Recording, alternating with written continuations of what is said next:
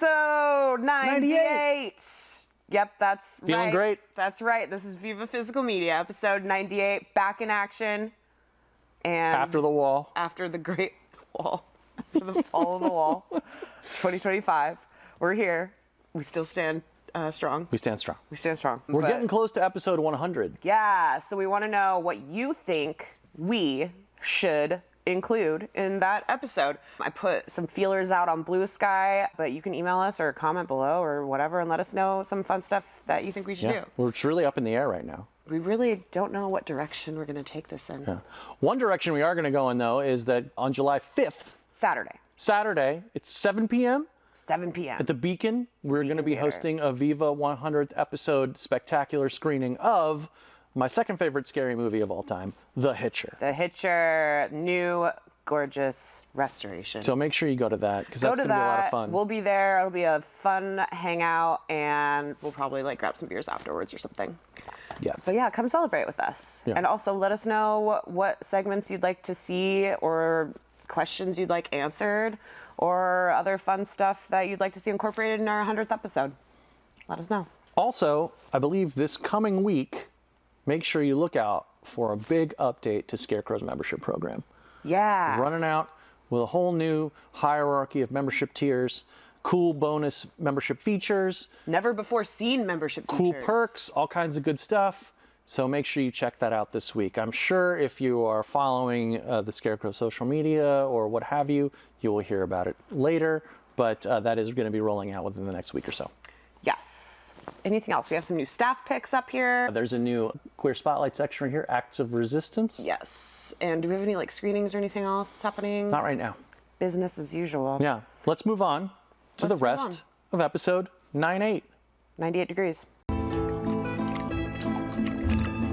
Hey, Matt. Hey. You know, sometimes when you get a puzzle and you're almost done with the puzzle and then you're like, oh shit, I can't finish this puzzle because there's a missing piece. Oh, 100% now I know what you mean. And then when you find that missing piece, it all comes together and it's beautiful and you feel accomplished. Or sometimes you're like, well, that's kind of a shitty puzzle. Why did I do that? Both of those things kind of happen sometimes when we do that this all next applies, segment. Which is called Missing Pieces. Oh man, excellent segue. You've got to be kidding me. What? We're missing pieces here. Look at this poor cat. He's about to go snorkeling and everything too. Missing pieces, we just find something from either an actor or a director or something that we like typically, and we want to complete. So let's dive in. I would like you to go first. You want me to go first? I picked this for completing work from the actor Albert Brooks, the actor comedian Albert Brooks. Okay. Very, very funny man. Also a director in his own right. He's directed very many great movies like Real Life or Mother, Lost in America, Modern Romance. He's in this one as an actor, but then when I watched it, I also realized that it's by a director that I really like named Michael Ritchie, who also did movies like Smile and some other stuff like that. A double missing piece? Yeah, so this is a double missing piece. Nice. And it's called The Scout. In this movie, Albert Brooks plays a scout for the New York Yankees. His job is to go around and find talented young baseball players and recruit them for the team. At the beginning of the movie, he goes out to recruit this very powerful pitcher played by baby Michael Rappaport. Kid can pitch. He's gonna finish college too. What is he now, junior? Freshman. Freshman? 3.5 years and we can't touch him. Can't even talk to his parents. They're devout Catholics. He manages to convince the kid's parents to let him go play ball instead of go to college. You've heard of Mickey Mantle. Yeah. Do you know his sister was a nun?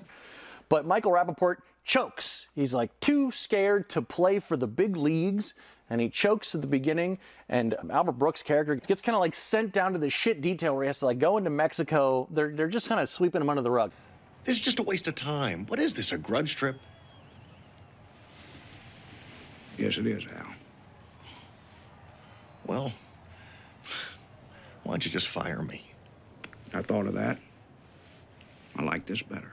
And while he's in Mexico, he finds this very young hotshot ball player who pitches like super fast, fastballs, hits like crazy. He's the best player anybody's ever seen, young Brendan Fraser. And he decides that he's going to sort of take this kid under his wing. Now that he's out of a job with the Yankees, he's like, I'm going to devote the rest of my career to managing this kid, because he's like such a hot commodity that like this is my meal ticket. Star. You know? And so he brings him back to New York, and it starts a whole bidding war and all this stuff. Meanwhile, it turns out that Brendan Fraser's character has some real emotional problems. He's like not mentally well. It's implied that maybe he came from an abusive home, and he has like serious anger issues. How much longer does that kind of thing take to fix? Just ballpark. Week, more? So Albert Brooks starts taking him to the psychiatrist, played by Diane Wiest. Oh, I love her. And it's mostly just about how, it's weird how little baseball is in this movie. It's mostly just about Albert Brooks coming to terms with the fact that he is like exploiting this kid. Well, I feel like sports dramas a lot of the time are just ways for men to outlet those emotions. Yeah, that is in fact very true. This is kind of an interesting take on that. You know, it does follow some generic sort of sports movie tropes, but mostly it's just about Albert Brooks's character coming to terms with the fact that like he can't just exploit this kid. He needs to actually learn about him and like help him succeed. It was pretty good. I was surprised at the way it played out. I was expecting a bit more of a like mid-90s, slightly raunchy sports comedy. Yeah. And what I ended up with was a bit more of a nuanced like dramedy. That should have been apparent to me. Like I should have expected that given Michael Ritchie's other work. He doesn't tend to make like straight stuff like this. Unless you count The Golden Child, which is also in its own way a strange hybrid. Anyway, I thought this was really interesting. I'm glad I sort of filled out that hole in his filmography for myself, and also for Brooks, because Brooks is really, really funny. I don't know, he can just kind of do no wrong for me. So yeah, if you haven't seen it, check out The Scout. The Lord wants you to play baseball. Yes, he does. He wants me to go home and finish school. No, he doesn't, Tommy. God's not interested in people finishing school. That's why he doesn't really care about the graduation ceremonies. That's why they're always so in the middle of the afternoon. They'd be at night if it was an important thing. My missing piece, obviously there are going to be lots more missing pieces because this director has a large body of work, but this is John Huston's Under the Volcano. Oh yeah. This is from 1984. It is starring Albert Finney. It takes place in the 30s. Albert Finney is a British consul. He's an ex-British consul, and he's kind of just wandering around drunk in Mexico. Buenas tardes. Sounds great. His wife has left him, but she said that she might come back. It's kind of undetermined. It seems we're divorced now. Oh, amigo. Is this true? Yes. It's true. And so he has just kind of taken up a life of living at the bar, drinking, wandering around, waking up in the street, going on like endless monologues. Corpses hand in hand with bloody first-class ticket holders standing in lines for miles. Stuff like that. And then one day... I can hard relate to this. One day, he's at his local bar, and he's in the middle of like telling this grand story, and he looks at the doorway, and it's his wife, who's played by Jacqueline Bisset. And he looks at her and then keeps going on to his story because he thinks he's hallucinating. And he does it a couple times until he realizes his wife has returned. I'm back. Is it you? Of course it's me. Huh. And his wife has returned, but so has his half-brother, played by Anthony Andrews, who's returned from the Spanish Civil War. It's kind of alluded that they've had an affair. And so there's this weird love triangle going on, but Albert Finney is also like the kind of alcoholic who has to be drunk in order to function now. Surely you appreciate the fine balance I must strike between the shakes of too little and the abyss of too much. So it's kind of a 24 hours in the life of these three individuals. Jacqueline Bisset's trying to make it work with Albert Finney. Albert Finney is trying to distinguish reality from hallucinations and if he can go back to being the person he was before his wife left him, while also dealing with the fact that this much younger and more charming Anthony Andrews is potentially in love with his wife. There's lots of long like bus rides that they take to like go see some volcanoes. There's a bullfight scene that's really, really cool. Lots of long drunken monologues and bar fights, and it's just the acting, the performance, especially from Albert Finney, is so good. I think it can be very difficult, especially in the 80s or even before, to portray a realistic drunk. And Albert Finney nails it, and it's heartbreaking, but at times very, very funny all at once. It's kind of like a hangout movie if you're just following some guy who's just slow sabotaging his life in Mexico. Which great British actor that Albert Finney was friends with do you think he based his drunken performance on? Was he friends with Oliver Reed? Almost certainly. Maybe Richard Harris. I mean, John Huston, Burton? the director here, in a way, Yeah, his own excellent drunk. Yeah. So, you know, I'm just saying there's a rich vein to mine from. Yeah, for sure. This was a good one. I think I grabbed this one after watching Wise Blood. Oh, yeah. Which is another personal-esque John Huston movie. Like I said, by no means am I filling in the final brick of the John Huston filmography or anything like that, but it was an interesting missing piece, and I dug it. So if you were interested in any of that, check out Under the Volcano.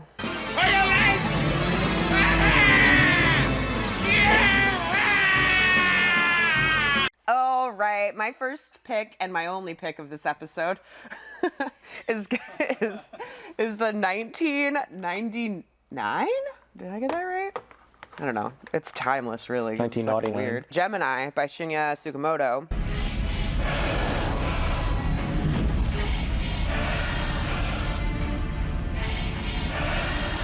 As you may or may not know, the director of Tetsuo Ironman, probably most famously, and also an actor who is in such movies as Ichi the Killer, etc. Talented dude. I'm on kind of a kick. Ordered the box set. He just has that something that I really like. This movie, Gemini, is kind of like a dark, broody, kind of very unsettling psychological horror. As you can tell by the title, it has to do a lot with duality of identity, but it also has an actual doppelganger situation in it. It takes place in the early 20th century, like 1910 or something, during a plague and after a war. This man named Yukio is a very successful, semi-wealthy doctor who lives with his parents and his wife named Rin, who has amnesia. And he's very vocal, him and his family are very vocal about not liking the like poor and the slums and like these people that are below them class-wise.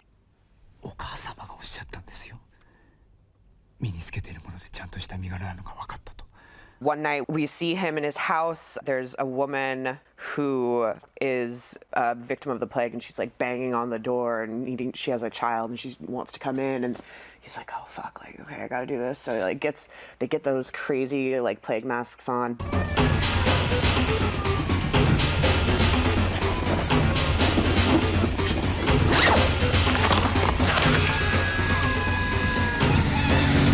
And all this is filmed very theatrically, like with lots of like bright, like tinged blue lights here, and like a flash of lightning here for the storm, and like close-ups of people's faces, and like zoomy, shaky cameras. On the other side of the house, the mayor is there, and he's like drunkenly like impaled himself or fallen on a sword or knife or something like that. So he has to make the choice, and he chooses the mayor, and his wife is all upset about it. But then his parents are upset because they don't know the past of his wife with amnesia, and like, where did she come from? Anyways, his parents get killed by a mysterious man who looks just like him.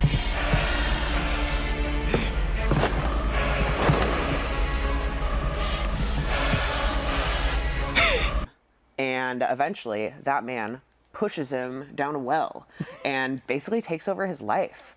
And that man is from the slums, and he like was in like a carnival. This is such a fucking weird and kind of convoluted, but Spiraling out of control here. He was in a carnival, and like the costuming for like the poor guys in the slums and in the carnival and like doing all this like crazy dances and stuff.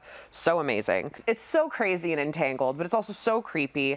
And the like score is like this weird repetitive vocalization, and it's like just very unsettling. I've seen it described as a devilish opera, which I like can really get behind. But yeah, this is one of my new favorite movies. Gemini, 1999. I ordered the box set. I also watched Vital the other day, which is really good. Just really on a Tsukamoto What's kick. the boxing one? I don't know. I haven't seen it yet. Do you know? He made a boxing movie. It's Yeah. really, really intense and good. I mean, like, surprise, it's intense. Right. But yeah, this one's really good. It's not, if you're looking for something like Tetsuo Iron Man, it's not quite that. It's like I said, it's a little more like psychological, but it still has that kind of like feverish, dreamlike, like they just described it, like operatic movement to it that I think is very enjoyable to watch for me. So check out Gemini.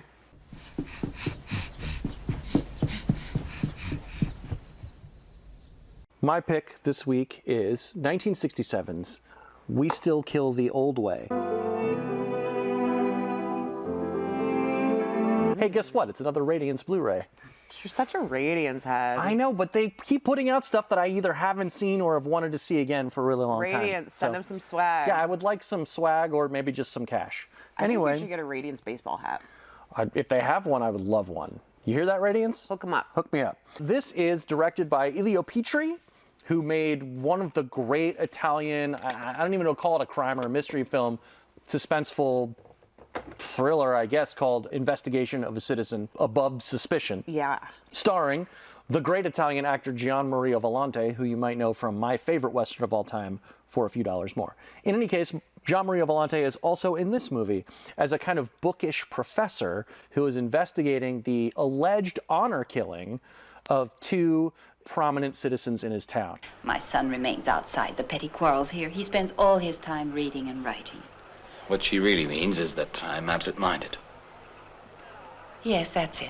So basically there's this pharmacist and his buddy, and the pharmacist is kind of known throughout the town as being a bit of a womanizer. He's like getting it on with a lot of other dudes' wives. Typical pharmacist behavior. Yeah, right?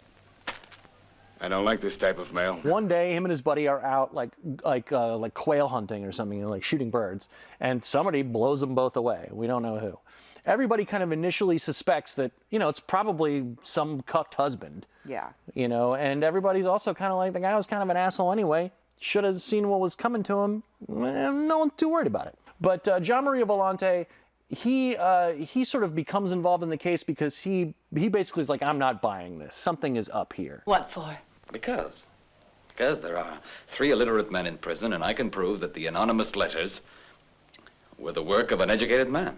Also, the pharmacist's buddy's wife, his widow, Gian Maria Volante, has like a thing for her, so he's kind of like using this as an excuse to get close to her. She's played by Irene Pappas, the great Italian actress. Anyway, the movie kind of goes in a lot of different directions. Elio Petri made these sort of like vaguely thrillerish political dramas. And so this definitely goes in those directions. It's more about like the sort of confluence of local politics, religion, media that goes on in the town, the way that all of these sort of interconnected levels of corruption weave their way into ordinary people's lives, and that everybody is sort of intrinsically a part of it, whether they know it or not. Yes, but why don't we go to the police then? Oh, you and me, 2 known left-wingers to the police. I would not suggest that this movie is super surprising. If you've seen enough movies like this, you kind of know where it's going to wind up, and indeed, that's exactly where it goes. But as they say, the journey and the destination are 2 different things. They do say that. So I basically just really enjoyed this as like a really superb example of that kind of thing. Also has a great score. It's beautifully photographed. Yeah, it looks, I saw some stills in there. It looks really All pretty. these, like rocky Italian vistas and the sort of it. barren town. It's really lovely. It is all of a piece with a lot of the other Italian stuff that I've been watching from Radiance lately, the Damiani stuff. Petri made a lot of movies like this. This is one of the good ones. It's really hard to describe it any more thoroughly than that. If you like that sort of thing, this is a standout example of the kind of policier, political drama thrillers that were being produced in Italy in the late 60s and early 70s, and this is just a terrific one. It was really good. We Still Kill the Old Way. Make sure you check this out. See that? Yes, I did. Oh, come on, Paolo. This is getting like Chicago. Can't be any worse there. Well, I don't know, my friend. Here, we still kill traditionally. 98. 98, done, Feeling filed great. away. 98 degrees, feeling the heat. Feeling the heat. It actually is pretty hot in Seattle right now. It is. Guys. It's going to get hotter. It's only going to get hotter as we approach episode 100. So let us know what you'd like to see in episode 100. Or if you want to share some favorite memories of you watching the show. That's also so sweet, Just right? video yourself watching the show. I don't know if you like discovered a movie that like you really love from the show, or just like tell us. You guys know what like we would love that. 100th episode anniversaries are like, right? Also, mash that like button. Hit that subscribe button. It costs nothing. It's free 99. We'll wait while you do it right now. Yeah, go ahead. Awesome. Okay. Thanks. Yeah, and comment below. Also, go back to a couple episodes ago and vote for ROM versus ROM. Yeah. Career opportunities versus no small affair. Yeah.